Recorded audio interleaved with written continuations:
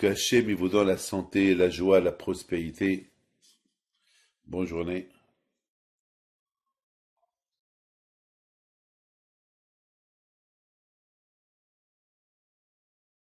Au Canada, il neige toujours.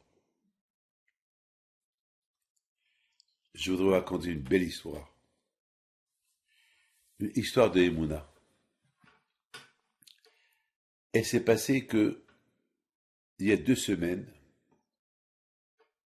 il y avait un monsieur, il s'appelle Jay Rodin.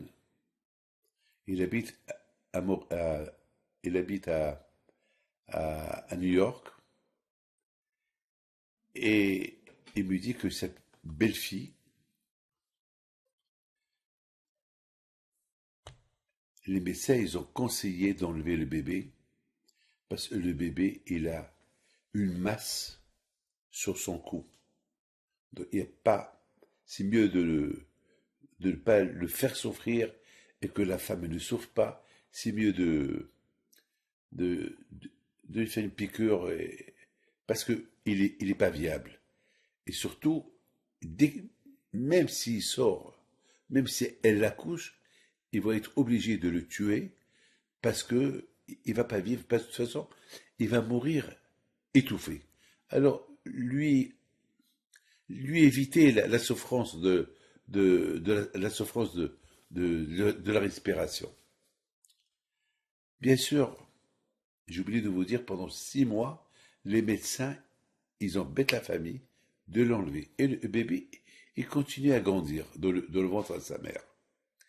Et bien sûr, le médecin il leur dit, il grandit dans le ventre de sa mère, c'est avec un corps qui grandit, mais la tête, elle est fichue. C'est, c'est, cette masse-là, elle l'étouffe. Et cette masse-là, c'est une grosse tumeur que c'est impossible, c'est pas viable.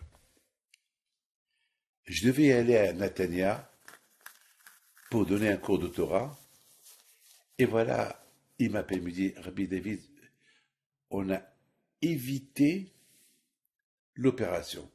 Mais maintenant, aujourd'hui, ils nous ont mis devant, un, devant le fait accompli que pour le bien de ma belle-fille et pour le bien du bébé, il faut faire cette piqûre-là, le tuer encore, ou bien dès qu'il sort, le tuer. Je dis, écoutez, demandez à un Dayan ce qu'il pense, et allez-y pèleriner les tzadikim de Monsey.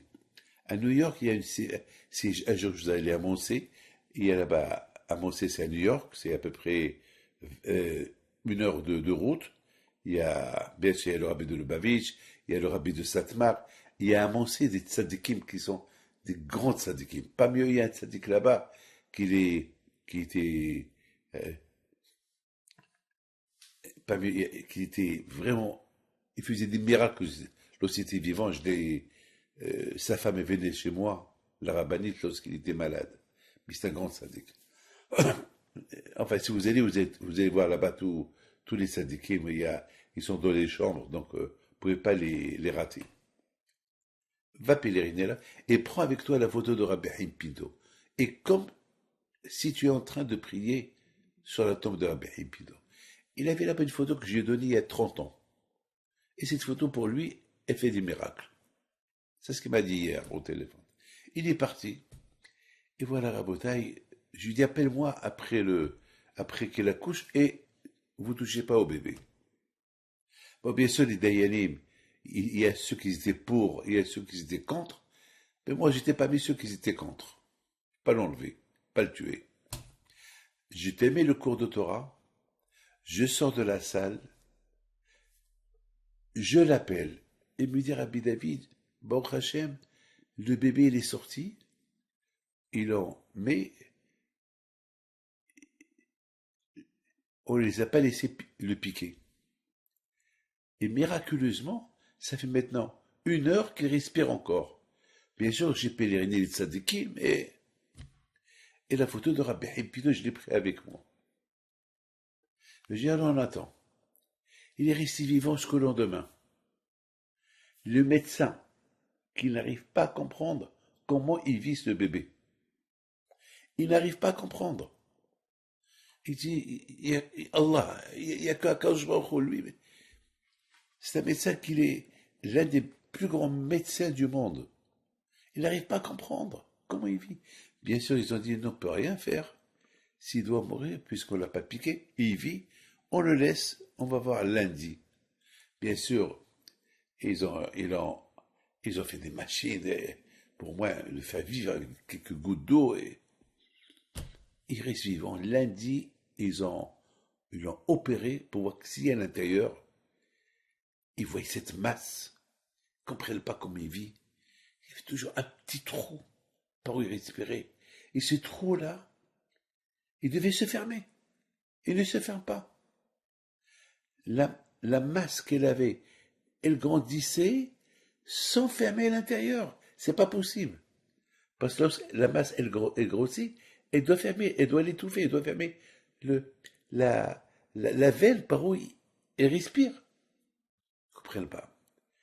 Une semaine d'opération, jusqu'à que le médecin a dit, nous qu'on voulait le tuer, mais on va tout faire pour lui donner la vie et continuer à prier à celui qui est derrière vous.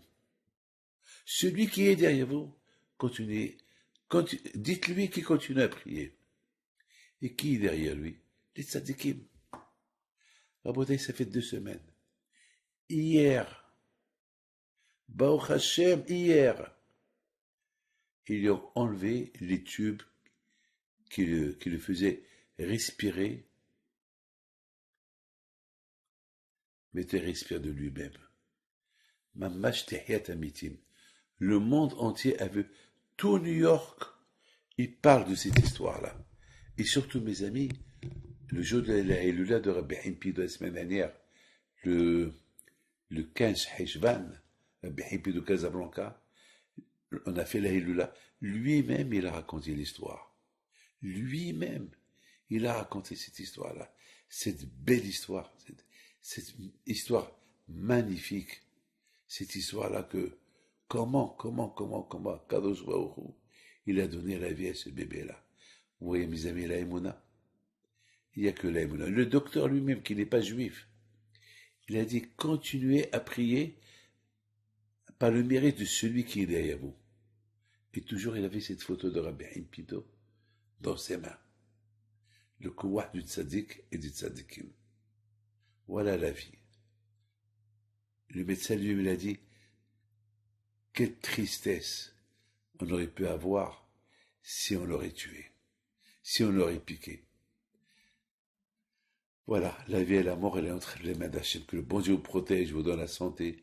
Alors ce bébé-là, il s'appelle Tinok Ben Shoshana. Voilà, ils n'ont pas fait encore la Brit Mila, mais si Dieu veut, on attend. Mais qui aurait pu croire? Personne. À très bientôt.